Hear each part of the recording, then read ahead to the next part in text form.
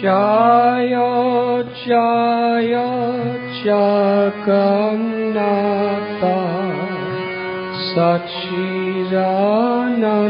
Sachidanandana Tribhuvane Korecha Sharanabandana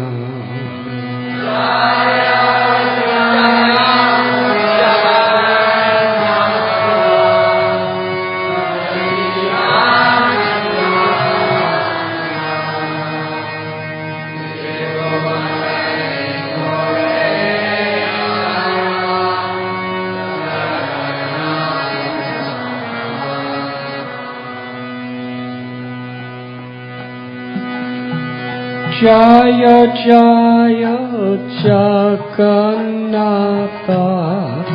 Sachidanandana Tribhuvane Korecha Sharanavandana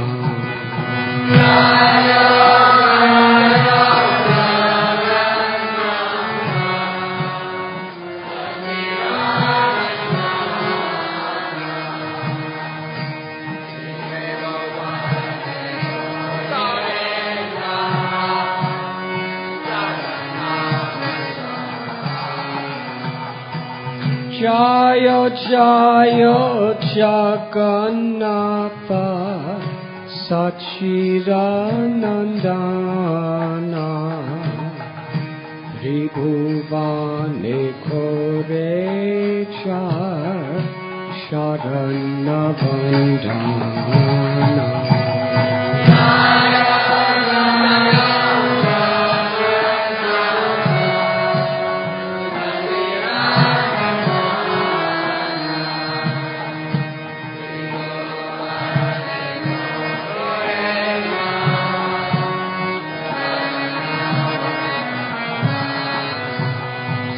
Jaya Jaya Jagannatha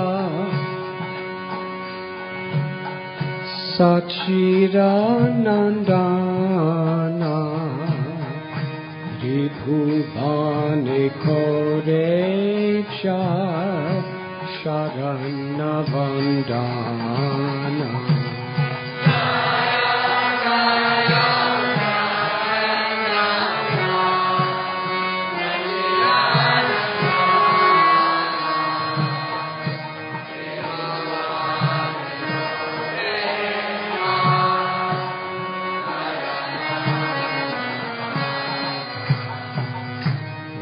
Nilachale Shanka Chakra Gada Padmadara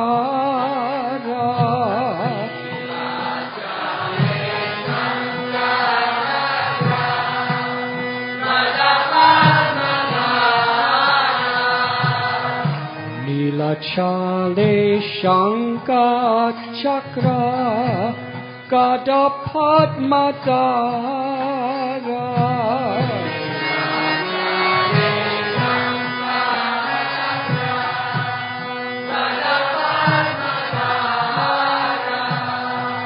Nadia Nagare Danda Kamandaluka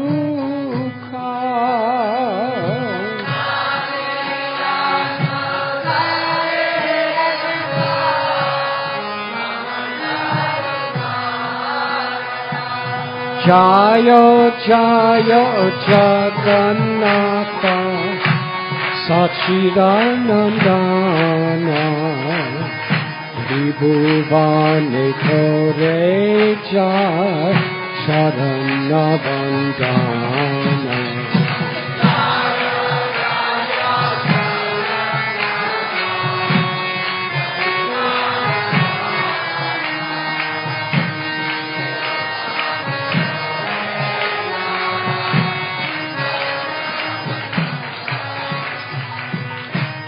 Kinobole Purabe Ravana Badila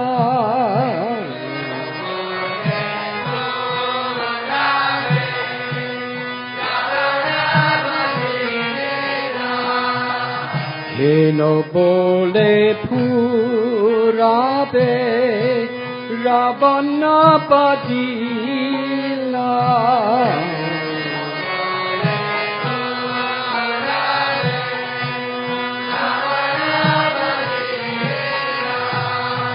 Golokher by Bablila Rakasha Korila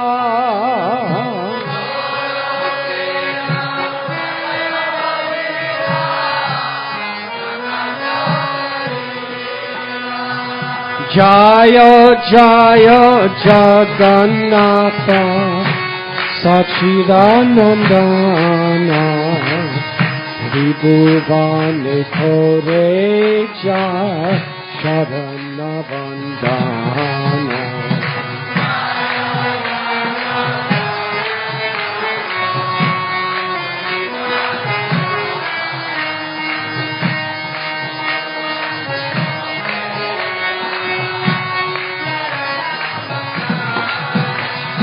Jaya Jaya Jagannatha Sachidanandana Tribhuvane Kore Jaya Sharana Vandana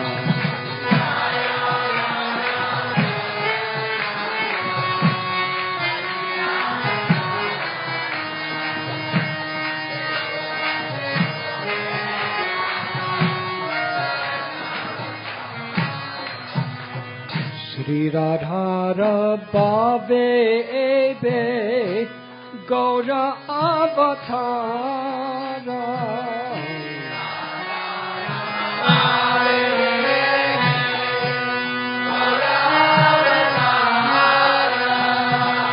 Sri Radhara Bhave Ebe Gaura Avatara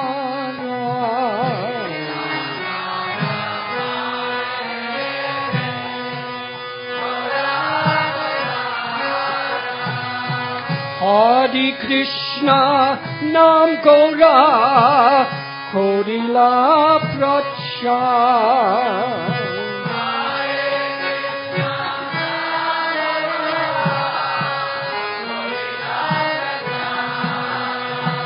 Jaya Jaya Jagannatha Sachidanandana Tribhuvane Kore Jaya Sharana Vandana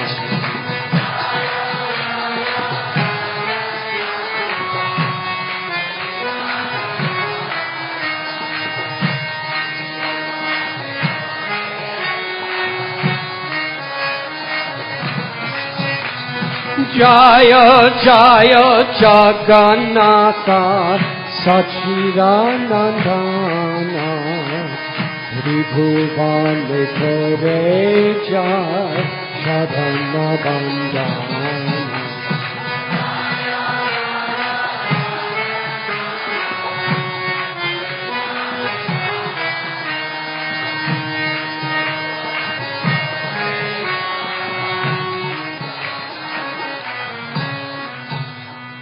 Vasudeva Gosha Bole Kodi Jodaha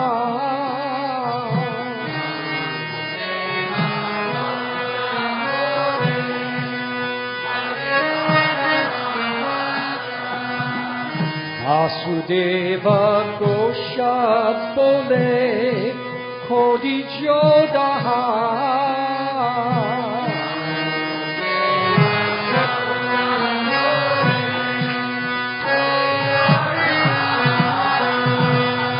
Jai Gaura Say Krishna Say Jagannath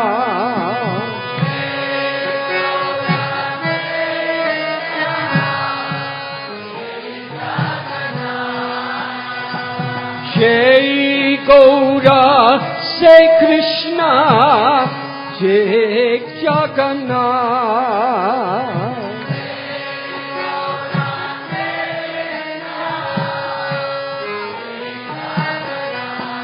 Haribo Jaya Jaya Jagannatha Sachidanandana Tribhuvane Koreja Sharanavandana.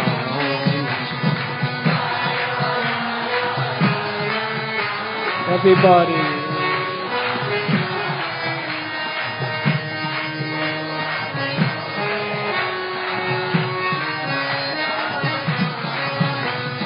Jaya Jaya Jagannatha Sachidanandana Tribhuvane Koreja Sharanavandana.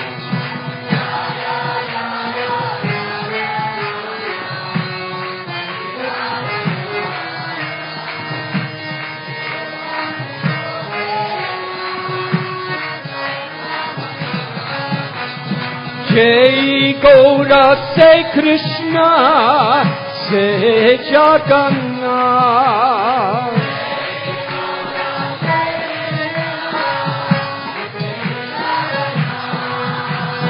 Jai Gaura Say Krishna Say Jagannath.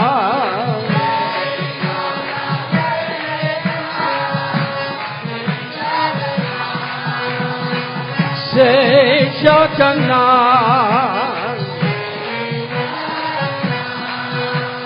say Jagannath,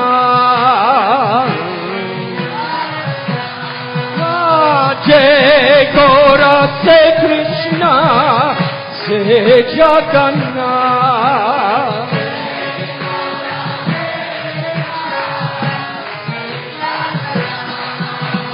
Jai Gaura say Krishna, Jai Jagannath.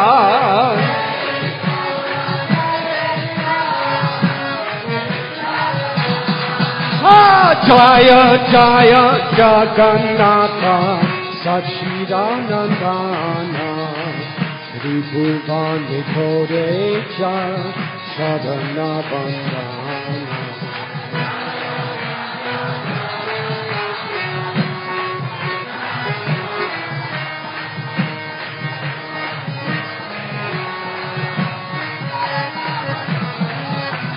Jaya Jaya Jagannatha Sachidanandana Tribhuvane Koreja Sharanavandana.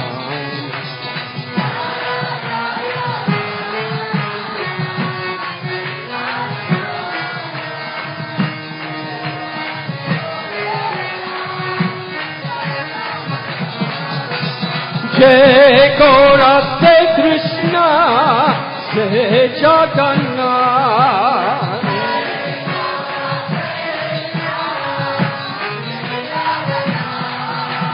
Jai Gaura say Krishna, say Jagannath.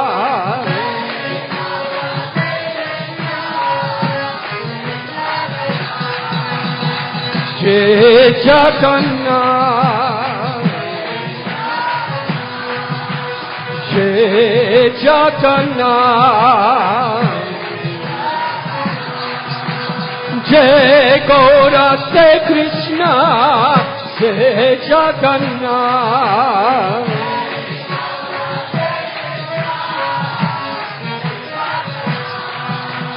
Jai Gaura say Krishna, say Jagannath.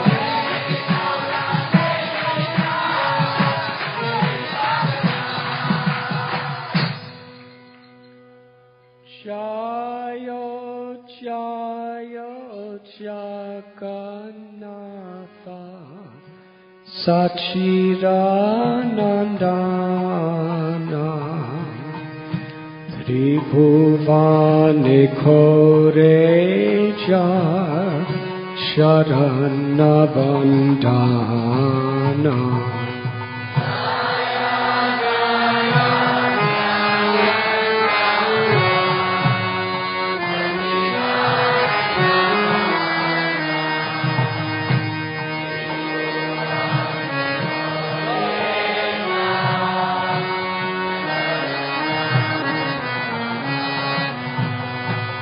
Jaya Jaya Jagannatha Sachidanandana Tribhuvane Korecha Sharanabandana.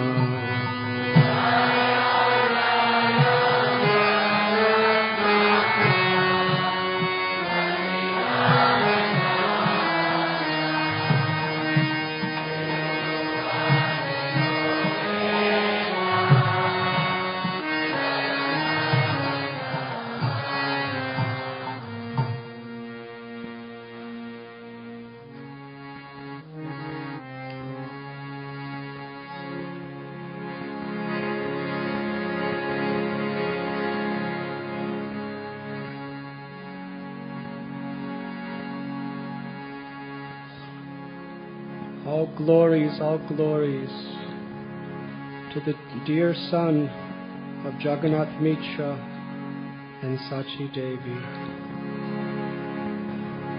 All the three worlds offer prayers unto his lotus feet. In Nilachala he holds a conch shell disc, club and lotus flower, while in the town of Nadia he holds a sannyasi staff and water pot. It is said that in olden times, as Lord Ramchandra, he killed the demon Ravana. Then later, as Lord Krishna, he revealed the splendorously opulent pastimes of Goloka. Now he has come again as Lord Gauranga, the golden avatar, endowed with the ecstatic mood of Sri Radha, and has spread widely the chanting of the holy names. Hare Krishna.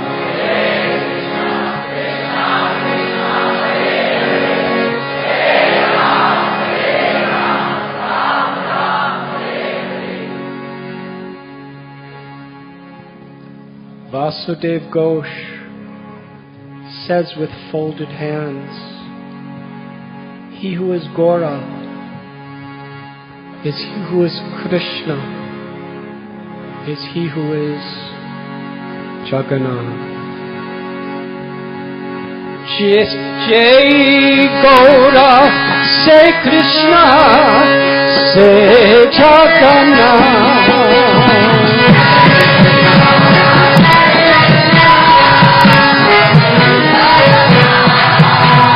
Jai Gaura, say Krishna, say Jagannath. Everybody.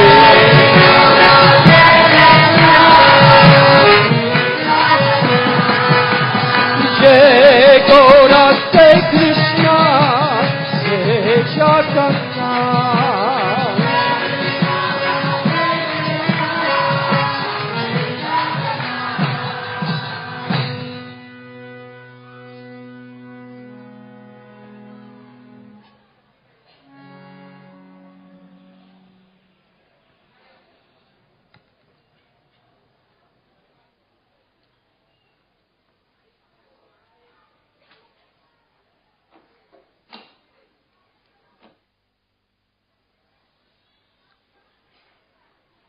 Om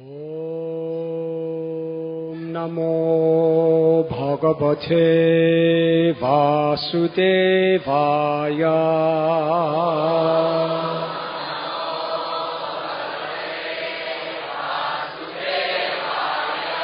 Om Namo Bhagavate Vasudevaya.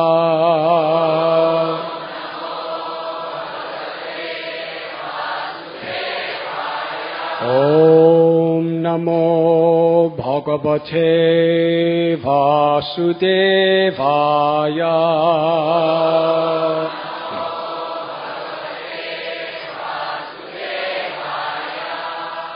Om Agyantimidandasya Gyananjana Chalakaya Chakshurunmilitam jena Tasmai Sri Gurave Namaha.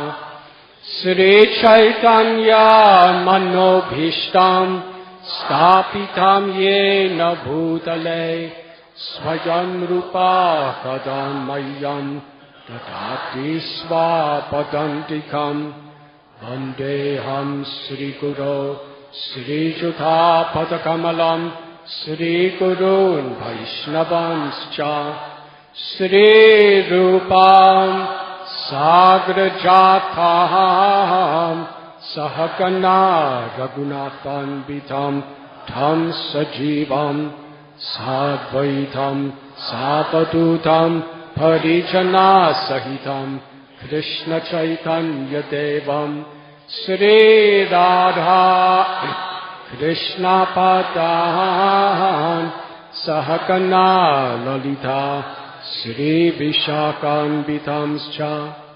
He Krishna Karuna Sindhu Dina Bandhu Jagatpate Gopesha Gopika Kanta Radha Kanta Namostate Tapta Kanchana Gaurangi Radhe Vrindavaneshwari Vrishabhanu Sute Devi Pranamami Hari Priye Vansha Kalpatarubhyascha Kripa Sindhubhya Evacha Patitanam Bhavanibhyo Vaishnavebhyo Namo Namaha.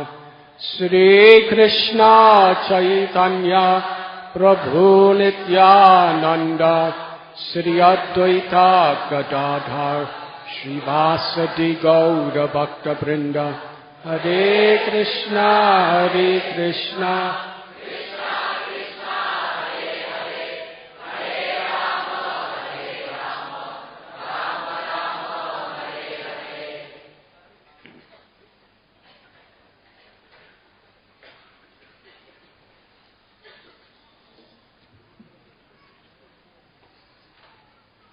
Welcome to Radha Gopinath Temple on this most special holy celebration of Sri Gaur Purnima.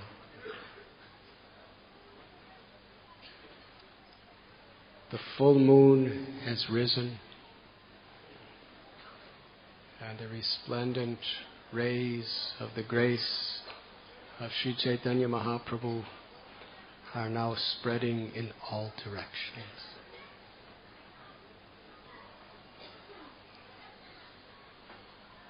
Srila Prabhupada, our beloved Guru Maharaj, with deep prayer and tremendous efforts, procured a property in Sri Navadvip Dham, very close to the birthplace of Lord Chaitanya Mahaprabhu. Most people, when they procure a valuable property, it is for themselves or for their business so that they can earn wealth. Srila Prabhupada struggled so much to gain that property, not for himself, but to offer to all humanity and to the whole world. He wanted to invite people from all nationalities, from all races, from all religions, to come to Sri Mayapur Dham to receive Lord Chaitanya's blessings, his blessings of pure unalloyed devotional service, or what is commonly called love of God, but not just ordinary love of God. Lord Chaitanya came to give the special quality of the most intimate love of Goloka Vrindavan, the love of the gopis and the gopas for Krishna.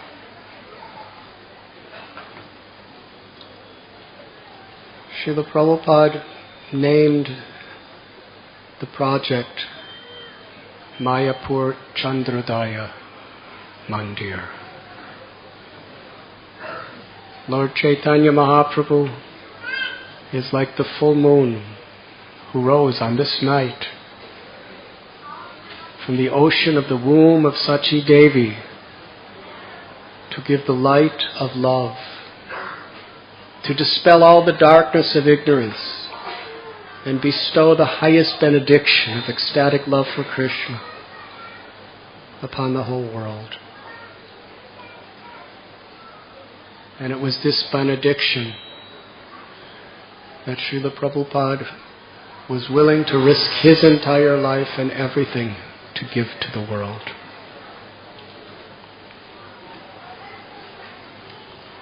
Just a day or so before he left on the Jaladuta, a very old cargo ship, to travel across 2 oceans and 3 continents for 38 days. Please understand, he was already in quite ill health. He was just about to reach 70 years old, and he had no money except 40 rupees. How many of you young people with 40 rupees, not knowing anyone outside of India, would like to take a cargo ship to America? What to speak of being ill in health and 70 years old. But before he departed, he went to Sri Mayapur Dham, to the birthplace of Sri Chaitanya Mahaprabhu, to beg for Lord Chaitanya's mercy, to bring his message and his grace to the world. And he went to the Chaitanya Mat,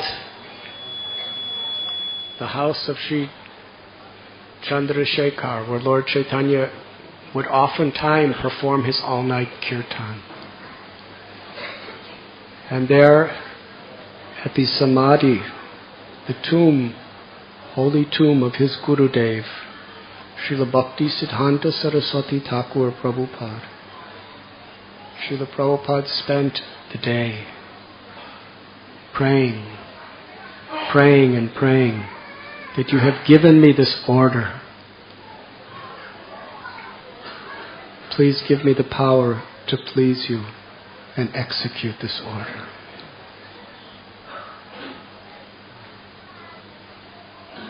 Srila Prabhupada took such a risk. Heart attacks, seasickness. When he reached New York, soon after he had a stroke. He had a return ticket. But he stayed. Despite everyone in India was discouraging him to go, and everyone was discouraging him to stay when he was there. But he wanted so much. The more he was in America, in the Western world, and the more he saw people mad after temporary material enjoyments, even in the name of religion, the more his heart was breaking with compassion. He didn't even know them on a material level, but he saw every living being as an eternal, pure spirit soul, a brother, a sister, a part of Krishna, and felt so deeply for everyone. And just a few years later, people from Africa, people from Europe, people from America were in Mayapur together under the soothing rays of the grace of Mayapur Chandra, the full moon of Lord Chaitanya's grace, singing and dancing and tasting the sweetness of Krishna.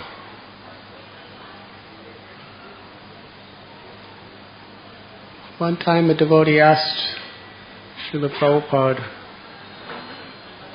Lord Chaitanya proclaimed that he would spread this Nam Sankirtan movement in every town and village throughout the world. He's the supreme, all-powerful personality of Godhead. Why didn't he do it himself? Srila Prabhupada, in very deep humility, put his head down and said, he saved that work for us. He could have done it.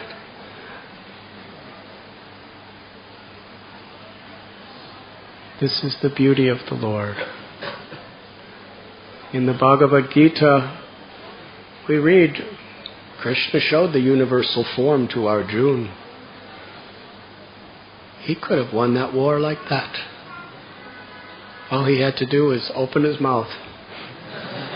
He didn't have to move a finger. He could have just closed, with one wink of the eye, he could have ended everyone's life that he didn't like. He likes everyone, but the miscreants. But he gave the credit to Arjuna. It is the nature of the Lord's love.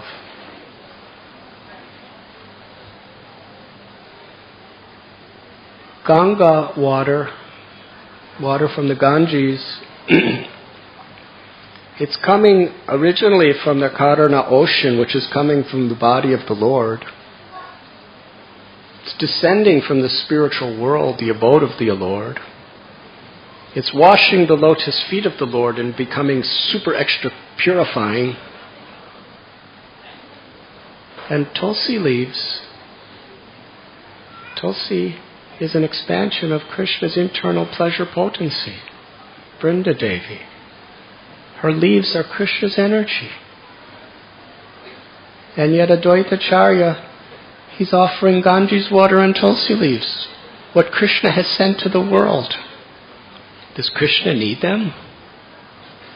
But because they were offered with love and devotion, the Lord said he was conquered by the offerings of Advaita. And on the basis of Advaita's love and devotion, conquering the Lord in the spiritual world, the Lord descended into this world. Just to show the nature of his love for his devotees. Our acharyas explain this is one of the greatest mysteries and one of the most ecstatic truths, that the all-powerful Lord is overpowered by the love of devotee. We read about Ishvara Puri. His service to his guru, Madhavendra Puri, was so simple, so menial, so humble. Something that not too many people would want to do. When Madhavendra Puri was in his last stage of life, he was physically an invalid, although he was expressing the highest states of prema bhakti. He couldn't walk. He couldn't move. Ishvara Puri, he was a very learned person from a Brahmin family. He didn't just hire some servant. He could have. He personally, with his hands, lovingly, with feelings of the most profound gratitude, he was cleaning the stool and the urine from his guru's body. He was lifting him. He was turning him. And he was constantly singing Krishna's names and speaking Krishna's glories to his Gurudev, thinking there's no one more fortunate in all creation than what I've been given. This simple, humble, menial service. It wasn't that he was out giving lectures to tens and millions of people. It wasn't that he was building massive temples for his guru. He was cleaning the stool and urine of his guru. He was cleaning his body, washing it with his own hands. But because he did it with such devotion, his guru blessed him. My child, may Krishna bless you with his divine love. That one little blessing was the greatest wealth in all of creation. He was the servant of the servant of the servant of the Lord. And of all the great saints that were alive in those days, the Supreme Personality of Godhead Krishna, when he descended into this world in the role of a devotee, he is Jagat Guru. Lord Chaitanya is the Guru of all Gurus. He accepted Ishwara Puri as his spiritual master.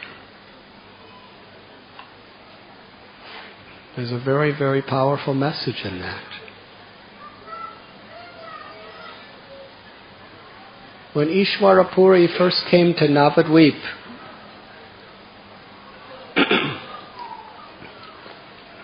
nobody recognized him.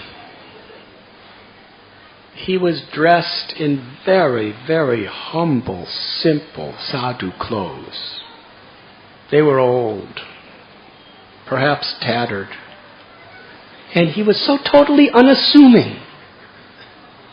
He just appeared like any other beggar walking around. What to speak of offering him respect? Nobody offered him anything. They just considered him another one of these poor little beggars walking around. And he didn't want anything else. So unassuming. He didn't want anything for himself. He only wanted to serve others.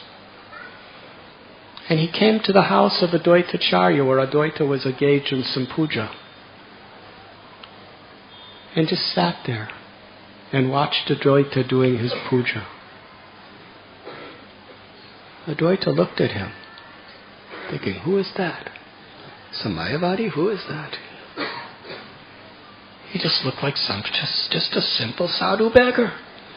But something really struck Advaitacharya's house. This person, it feels in my heart that he is someone very special. Advaita kept staring at him. And Ishwara Puri was sitting. Mukunda Dutt, he understood something was happening here. So he began to sing a very sweet song about Krishna in Vrindavan. As soon as he started singing, Ishwara Puri, who was trying to contain his emotions, could not. Tears poured from his eyes like streaming rivers. His hair stood on end. He started to tremble and he fell to the ground in ecstasy of love of Krishna. Because Krishna is none different than his name. Sri Radha is none different from her name. Param Vijayate Sri Krishna Sankirtan. The names of the Lord are the highest, most precious benediction in all creation. Golokera Premadana Harinam Sankirtan. The name of the Lord has descended from Goloka to bless the world.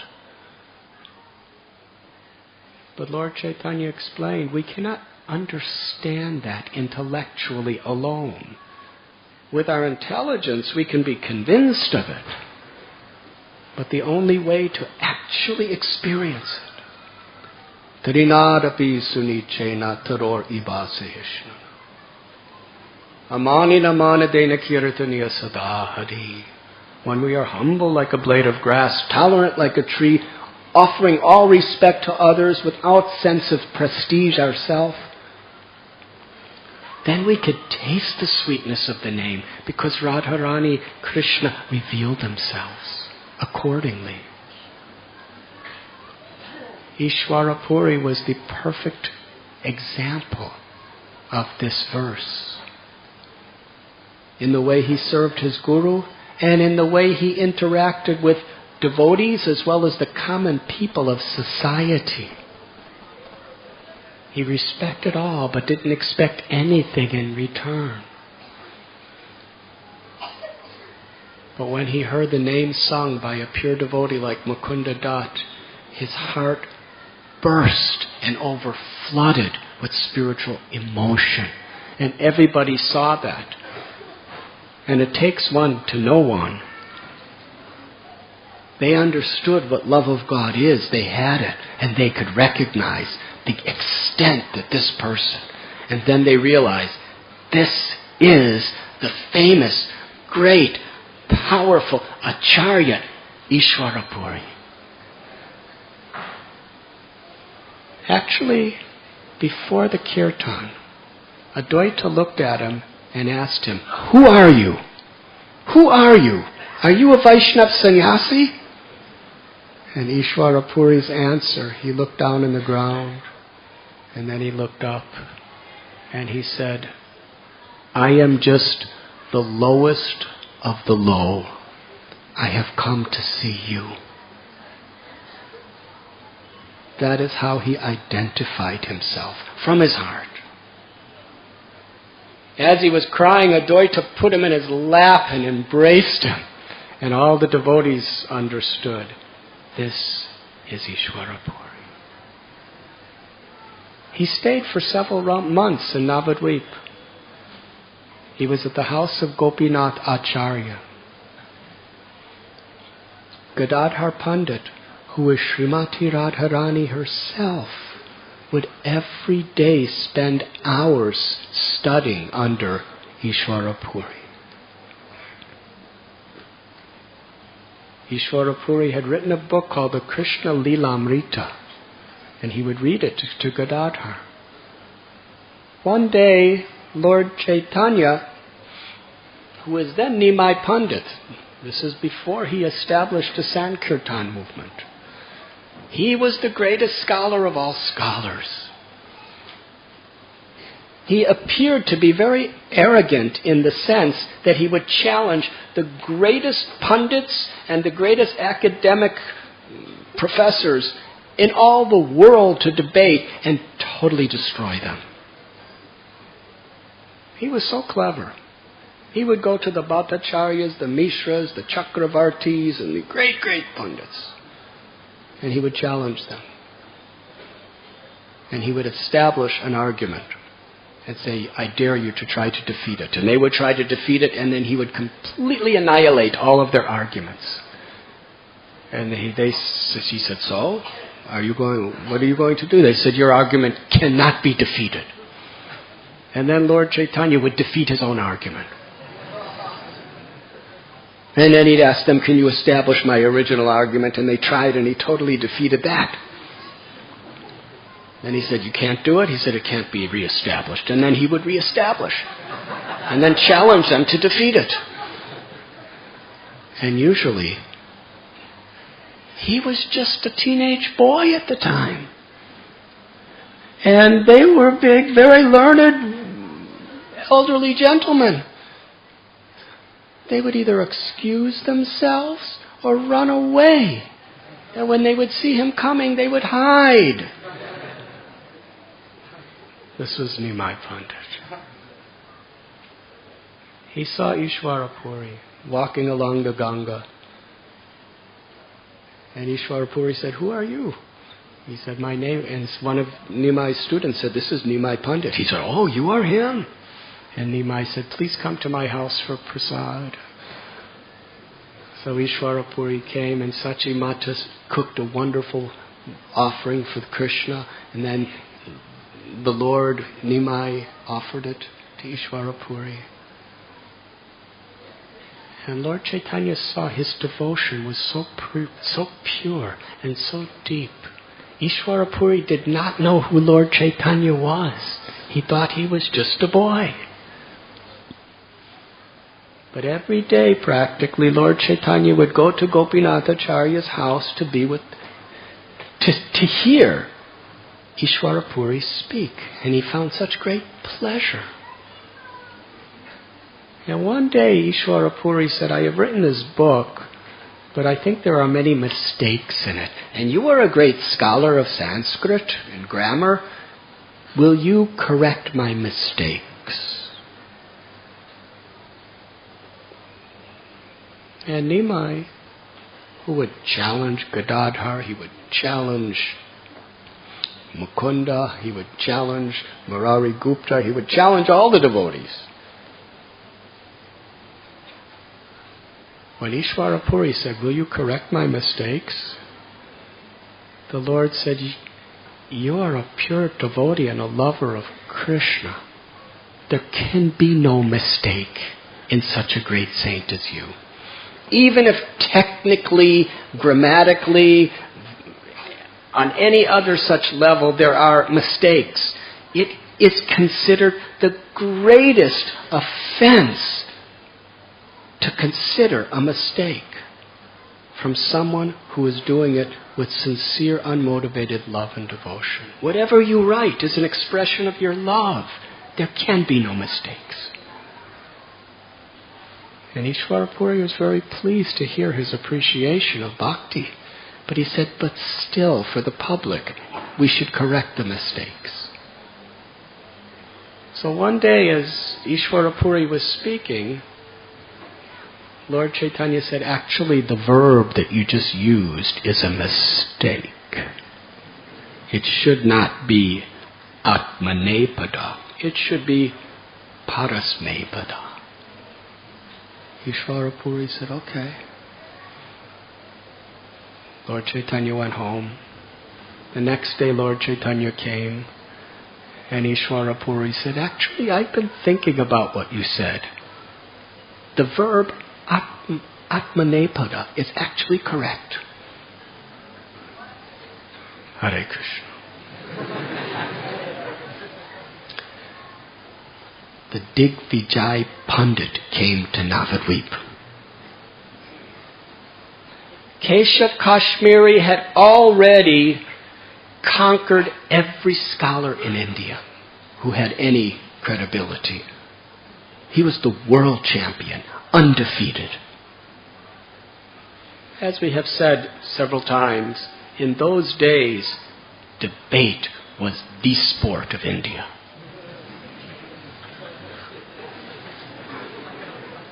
Compared to a debate between Digvijay Pandit and someone else, nobody cared about the World Cup of cricket or any of that. This was really fascinating.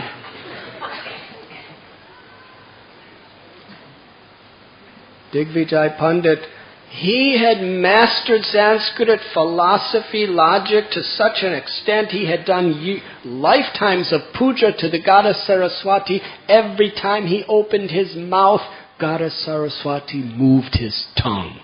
Who can defeat that? The goddess of learning, the goddess of wisdom. She was his favorite child. And he was so proud. There were elephants and palanquins and Brahmins chanting his glories everywhere he went. He would come into a town with an incredible procession of conch shells and horns and bands and learned scholars chanting mantras, and they were proclaiming, Digvijay Pandit has come to challenge anyone. And most scholars would just run away. He happened to see Nimai on the bank of the Ganga. It's a long story. And Nimai was so respectful to him. He said, oh, you are such a great scholar. And Digvijay Pandit, yes, of course. We have heard so many things about you. Yes, yes. How Mother Saraswati just manifests whenever you talk. Of course, of course. We are sitting on the bank of Mother Ganga. Could you compose a poem glorifying Mother Ganges? And Digvijay Pandit didn't even have to think about it. And he wasn't quoting something that had already been published. Instantly, he composed brand new original poetry, over 100 verses. It was so eloquent, full of alankar ornaments and meaning and feeling. It was brilliant. Nimai's students, their mouths were open, their eyes were wide, like, how could anybody do this?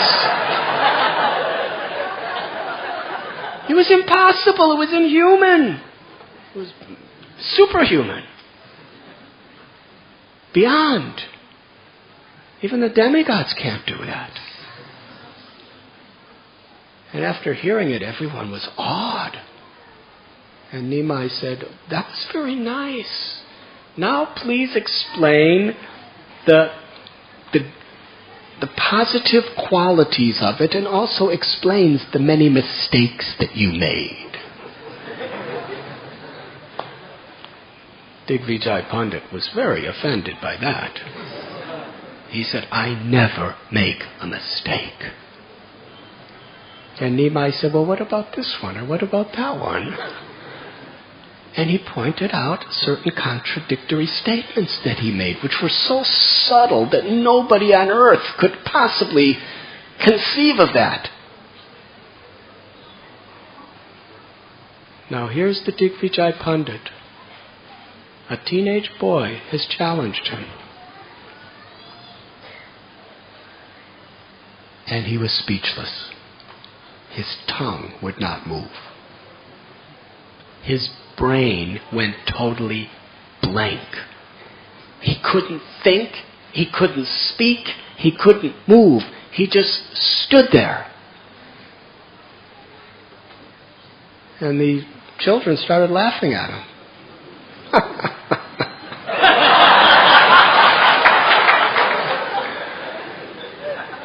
And Digvijay Pandit was totally mortified. And Nimai said, don't laugh, don't laugh. And he said to the Digvijay Pandit, actually, you don't have to. Because you must be so tired, you just compose such incredible poetry like nobody else could compose. So, it must have taken your energy. So please, sir, come back tomorrow and we could discuss the mistakes. In this way, the Lord completely preserved his reputation. Didn't disturb his pride. He treated him like such a gentleman. He honored him. And Digvijay Pandit went home. And he was, Goddess Saraswati, why? I have conquered over the greatest pundits in the planet, and you have allowed a grammar student, a grammar teacher to defeat me? Why couldn't I think? Why couldn't I speak? Did I commit some aparad? What have I done? And he was crying and he went to sleep, and Goddess Saraswati appeared to him in his dream. And she said, because you are dear to me, the benediction I've given you is not the power of learning to conquer others. The real benediction I've given you is, I have brought you before the supreme absolute truth, the personality of Godhead, the Lord of my heart. I have given you the darshan of Krishna, who has appeared as Lord Chaitanya. Whatever I know, I only get from Krishna, from Lord Chaitanya. Now go to him and surrender your heart and surrender your life. Then I will be pleased with you. The next morning, Digvijay Pandit came to Lord Chaitanya's house. That's not what he would do. He would come to a place and everyone had to come to him. He came to Lord Chaitanya's house all alone. There wasn't any marching bands, there wasn't any chanting Brahmins, there wasn't any palanquin carriers or elephants. He came all alone, in simple dress. And he offered his dandavat pranams to Lord Chaitanya. And Lord Chaitanya said, what are you doing? He said, do you know how I could understand you are the Supreme Lord? Because my arrogance and pride is like a massive mountain. If anyone would have crushed it, I would have died. But you totally defeated me while giving me such respect and honor that you did not disturb me. Therefore, I surrender to you. And Lord Chaitanya very lovingly told him, the purpose all knowledge is to awaken love for Krishna in the heart. And Digvijay Pandit left without saying anything to anyone and became a sadhu and a pure devotee. So Lord Chaitanya Mahaprabhu had already defeated every scholar in Navadvip, and he had defeated the Digvijay Pandit. He's all-knowing. He's the author, Vedaishcha Saravera Hameva Vedyo. He's the author of all the Vedas. The knower of Vedanta. And yet, he was willing to accept intellectual defeat from Ishvarapuri. Why? Because he is conquered by the love of his devotee. We read in Chaitanya Charitamrita, Chaitanya Bhagavat, how Lord Sri Chaitanya Mahaprabhu instructed the common pious people of Navadvip how to chant this 32-syllable, 16-word Maha Mantra, Hare Krishna, Krishna, Krishna, Hare Hare, Hare Ram, Ram Ram.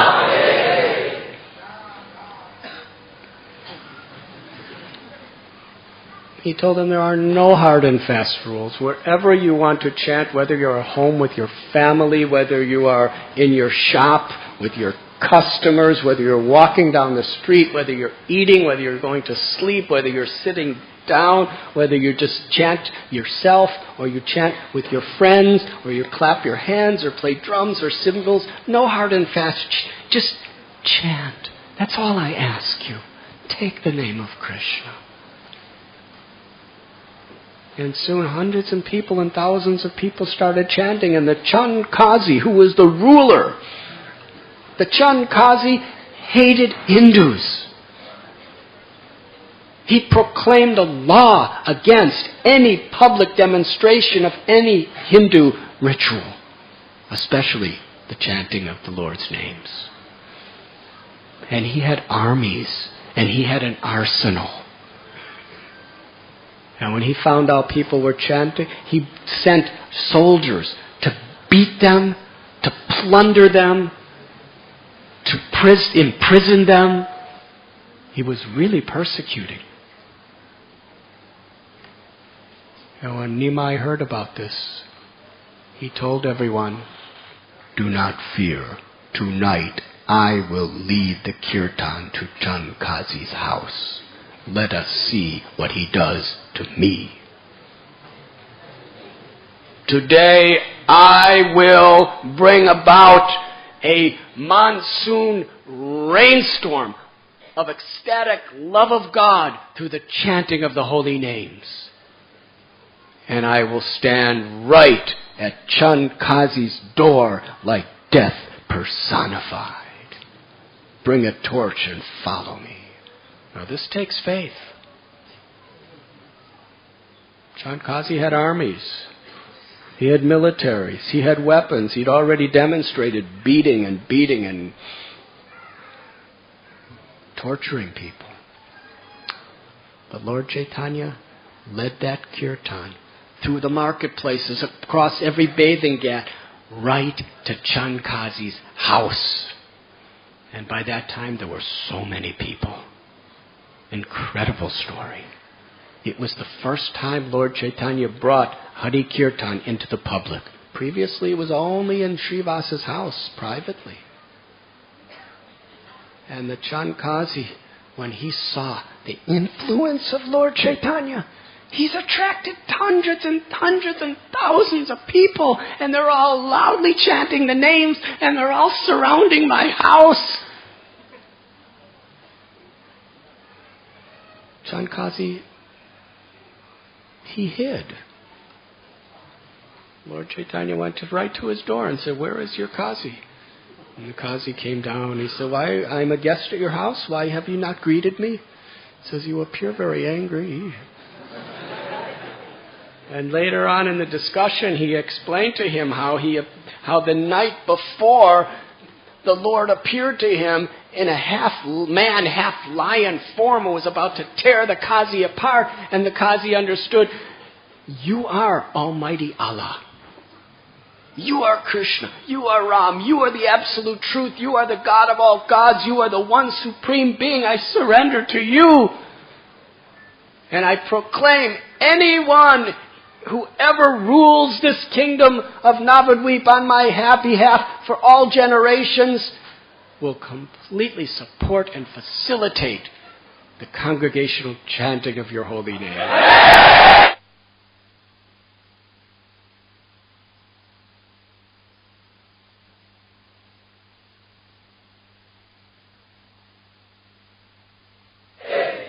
Now this was extraordinary from a historical, sociological perspective.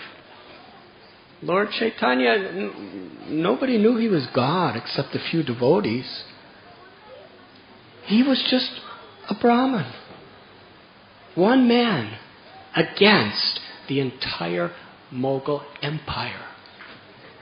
And he conquered. And after that incredible victory, Lord Chaitanya Mahaprabhu took a few of his very confidential devotees to Simantadweep. And there he saw the house of Kolavecha Sridhar. It was a one-room, simple thatched hut. No adjoining bathrooms or anything. It was the fields. There was no furniture. Not a single chair or desk or box. Everything was just on the floor. And there was nothing on the floor because he didn't have anything. He just had a set of clothes that he wore and he knotted it, to close the holes. He was skinny. He was selling banana leaves.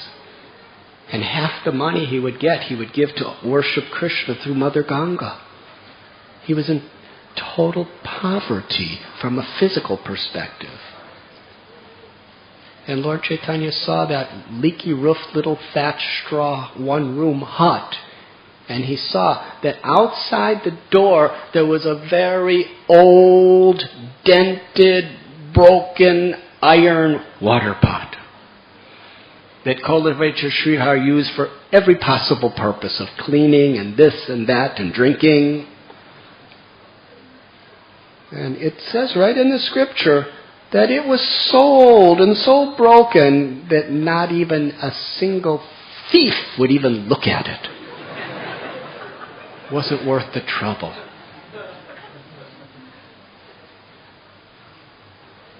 And Lord Chaitanya saw that water pot and walked right over to it and picked it up to drink the water. As he drank the water, Kolavecha Sridhar, he saw this.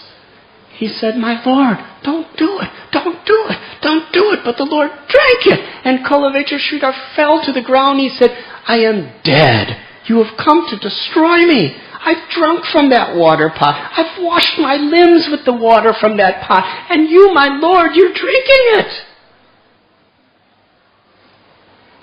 And Lord Chaitanya, after drinking that water, started crying in ecstasy. He said, "Because I have drunk the water from Sridhar's pot, finally I have attained pure devotion to Krishna. I have become purified by drinking this water. It is like nectar. It is the wealth of my life. I have drunk the water from Sridhar's pot. And Lord Chaitanya, with a faltering voice, kept drinking and crying and crying. When the devotees saw this, they were beside themselves. They all fell to the ground in such deep emotion. Sri Chaitanya Mahaprabhu had just conquered the all-powerful, opulent, wealthy military commander, the Chandkazi, and he was totally conquered and subjugated by the love of Sridhar, simply by drinking the water that Sridhar had drunk. The Lord said, I will not take even celestial nectar from someone who does not have love, pure bhakti. But this water from Sridhar's pot is sweeter than nectar.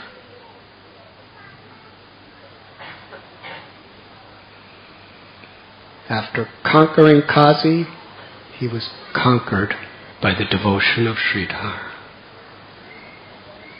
Jagai and Madhai, they wreaked fear in everyone in Navadvip. People lived in paranoia of them, knowing that at any time they could rape their daughters, their wives, they could kill them, they could set their house on fire. And they were so powerful, even the government would not go anywhere near them. They were Hiranyaksha, Hiranyakashipu, Ravana, Kumbhakarna, Shishupal, Dantavarkra. They had that power. And they had that demoniac evil nature. People feared them. In dramas, Jagai and Madhai, people laugh. But that's not the way they were. Nobody laughed when they were near Jagai Madhai. People ran in total fear. They were monsters. You see these horror movies in the cinemas with these monsters. They were more scary than that. And yet, Sri Chaitanya Mahaprabhu stood before them and they bowed down to Lord Chaitanya in total fear and ultimately surrendered to him and Lord Nityananda Prabhu.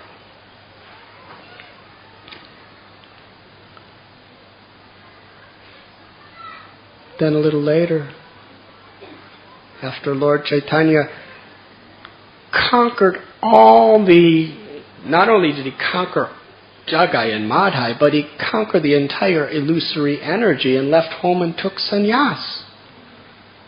But when he came to Shantipur, in front of his beloved mother Sachi, Lord Chaitanya bowed to her. Lord Chaitanya felt great fear in his heart that he had offended Sachi Devi.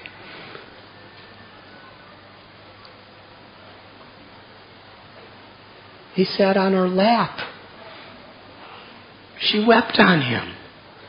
And he wept on her. And he said with a faltering voice, my dear mother, somehow or other out of madness I took sannyas. I had no right to do this. You have given me my life. You've given me food. You've given me love. You've given me everything. Now I will do anything you say. If you want, I'll come back home and live with you.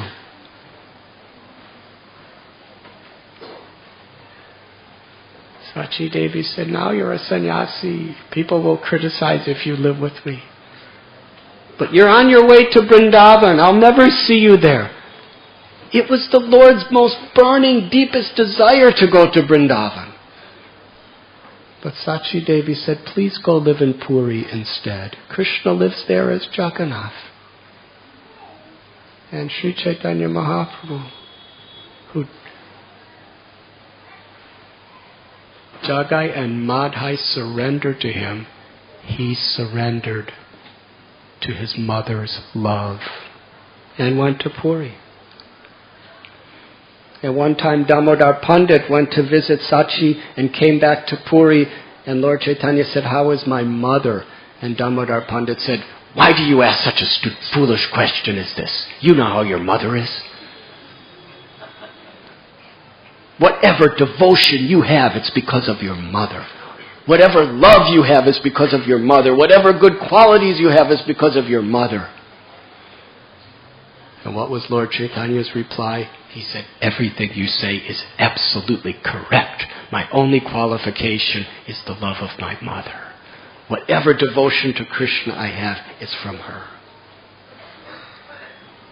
Conquered by the love of his mother.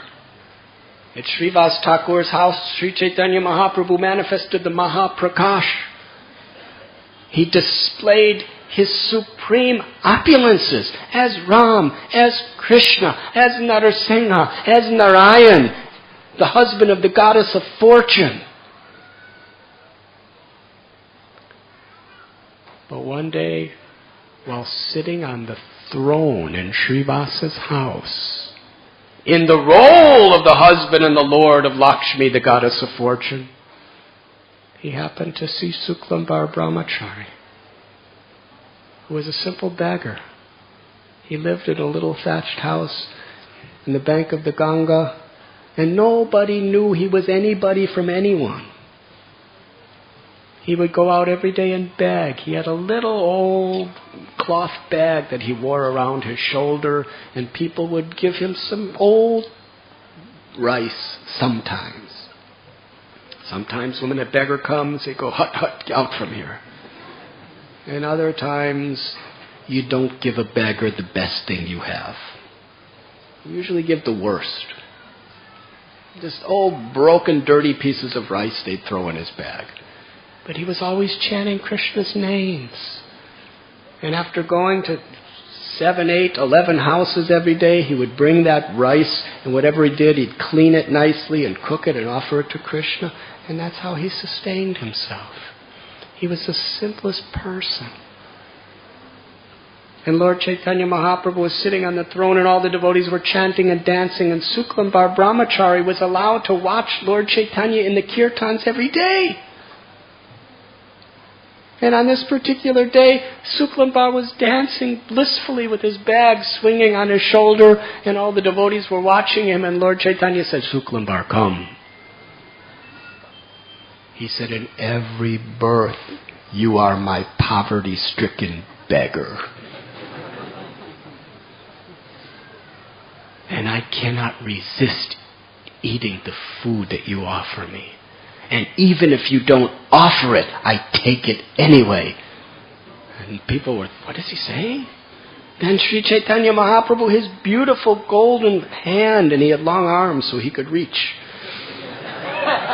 He reached his hand right into the old bag of Suklambar that was hanging from his shoulder, and Sri Chaitanya Mahaprabhu took out a whole handful of this raw, broken up, dirty rice and ate it. Then he thrust his hand in again and ate another handful and another handful, and Suklambar said, "What are you doing? This is not fit for you." And all the devotees, "What's happening?" And Lord Chaitanya said, "Because of your love, I cannot resist. I am conquered by your love. I am hungry for whatever you have." Some people, they get very, very excellent ingredients, and they clean it, and they prepare it, and then with mantras and with yantras and with mudras and with all sorts of other rituals, they offer it to me, and if it's not offered in the proper way, I do not accept it. But for you, Shuklambar, I cannot even wait for you to offer it. I'm so hungry for your devotion. And he took more handfuls and ate it. And Vrindavan Das Thakur explains herein that all the rules and the regulations and the restrictions and the different types of philosophical explanations, They are all servants of one principle: pure love and devotion. And Suklambar's love and devotion crushed all the rules and regulations and all the rituals of all the scriptures into powder. Because he has understood the essence. The husband of the goddess of fortune, who revealed the Mahaprakash to all the devotees, is begging for the simple rice of this poverty-stricken beggar, Suklambar. When Lord Chaitanya Mahaprabhu was traveling in South India, anyone who saw him, anyone who was embraced by him, became purified. In Puri, when Haridas Thakur told Lord Chaitanya that he wanted to leave this world with such humility, Lord Chaitanya said, "How could I live without you? You are the crown jewel of the creation. I am purified by seeing you. I am purified by touching you."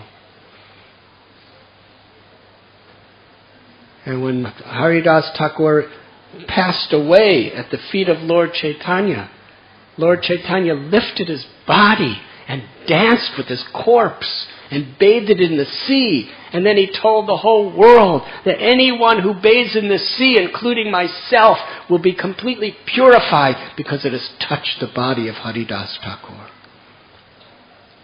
Haridas Thakur, by caste distinctions, was untouchable. But Lord Chaitanya considered touching his body, dead or alive, to have purified his whole existence, conquered by the love of his devotee. Sri Chaitanya Mahaprabhu to Advaitacharya manifested the Virat Roop, the universal form, showing that he was the cause of all causes, the source of everything, the proprietor of everything within the entire universe. But then, in Kumarahata, he said about Vasudev Dutt. Vasudev Dutt prayed, "Let all the sins of all the people, of all species of life in the whole universe fall on my head, and let me suffer perpetually for their karma, and let them all enjoy your loving association. Give them liberation." Lord Chaitanya was choked up. He couldn't talk. He was crying. He was so moved by the compassion of Vasudev Dutt. That same Lord that manifested himself as the universal form, Virat Roop, told Vasudev Datta, "I am simply your property. I belong to you. Anywhere you want to sell me, I am sold. I have no independence.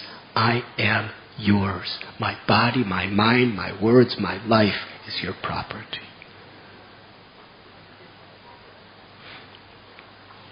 Sri Chaitanya Mahaprabhu, when he was in Varanasi, he portrayed himself as a fruit seller. He said, "I have come with the fruits of love of Krishna, prema bhakti. Anyone who tastes even one of these fruits will be satisfied for the rest of eternity. And I have so many fruits. How many could I distribute on my own? I am pleading with all of my devotees for all time to come. Please, accept these fruits from me. Taste these fruits. Enjoy these fruits. And help me to distribute these fruits to the world."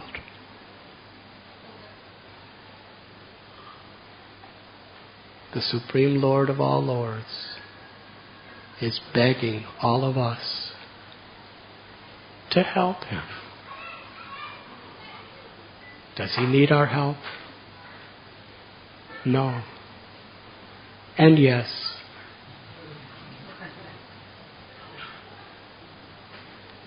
On the transcendental platform, relationships of pure unmotivated love are not necessarily logical. The Lord wants to give us a chance to enter into that realm of ecstatic love by being a part of His Leela. And Sri Chaitanya Mahaprabhu's Leela, which is non-different than Vrindavan Leela, or Madhurya Ras, is tasting and distributing the fruits of love of God, Prema Bhakti.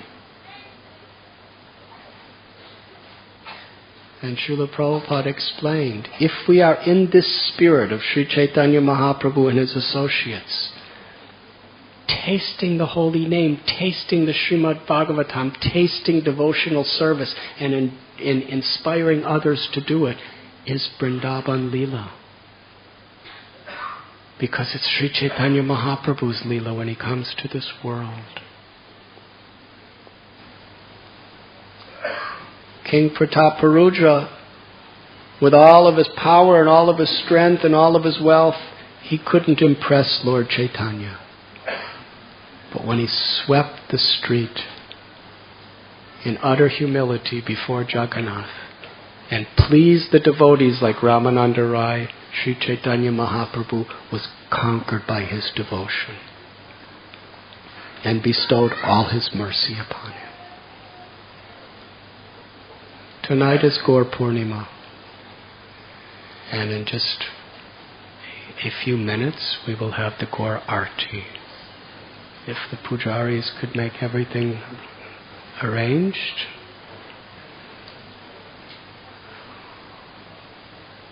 On this evening, most sacred occasion, let us meditate, contemplate, and offer a prayer of the incredible gift of Sri Chaitanya Mahaprabhu.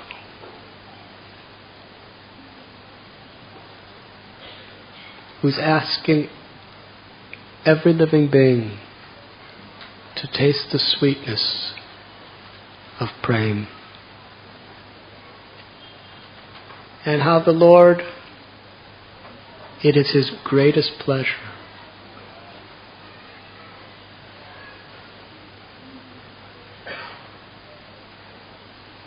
to be conquered by the love of His devotee.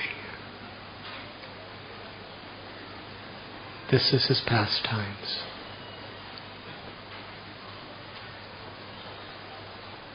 He could make the tigers and the elephants dance, and the village ladies of Navadvip would make Him dance.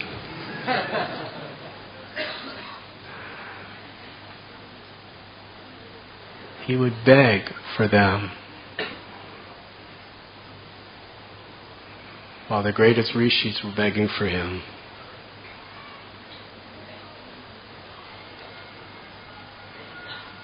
Our beloved Srila Prabhupada captured the very essence of the sweetness of Lord Chaitanya's pastimes. And not only did he present them in such a wonderful way, but he created a society which is really meant to invite us and the whole world to enter into the eternal transcendental pastimes of Lord Chaitanya. Even while living in Bombay, or Pune, or Germany, or America, or wherever else you may be from, South Africa.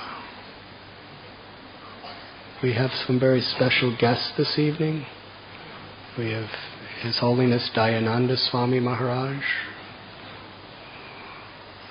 who is taking the fruits of Lord Chaitanya to the Siberia and the coldest, most difficult parts of Russia, England. We have my dear god brother Chakravarti Prabhu, wonderful kirtan singer, wonderful friend and devotee, and Dina Sharana Devi, who's such a very, very loving Vaishnavi so determined, so enthusiastic. She is a member of the GBC, the second woman after Malati to sit on the GBC body. That's not an easy thing to do.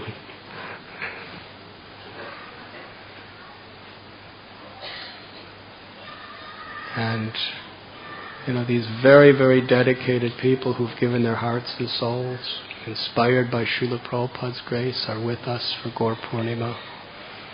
Let us very, very enthusiastically welcome them by raising our arms and chanting Hari Bol.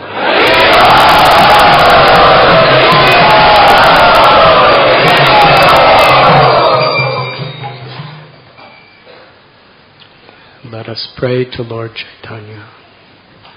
Namo Mahabharanyaya Krishna Prema Pradayate Krishnaya Krishna Chaitanya Namane Gaudateshe Namaha.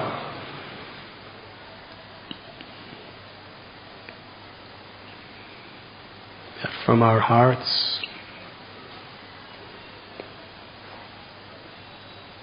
Lord Chaitanya is described by Srila Prabhupada that pure devotional service is very rare.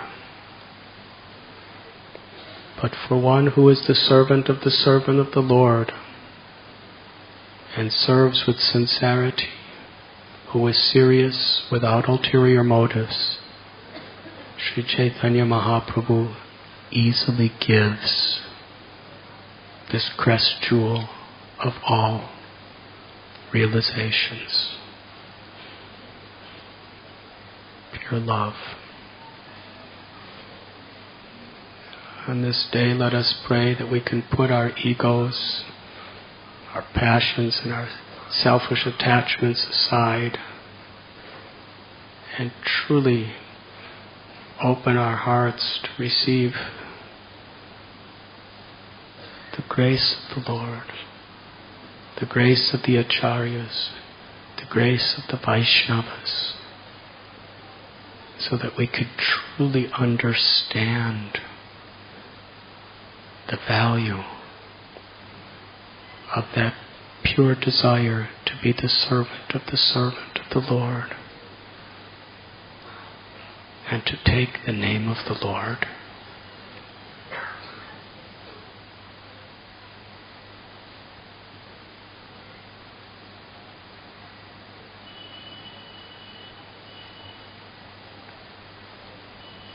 And let us pray that we can take shelter of this principle as our ultimate aspiration in life,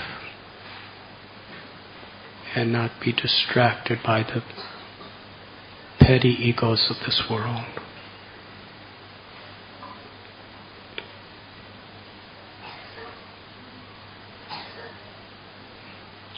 And let us offer our gratitude to Sri Sri Nitai Gaurachandra, to Srila Prabhupada and our Parampara, and let us offer our gratitude to each other.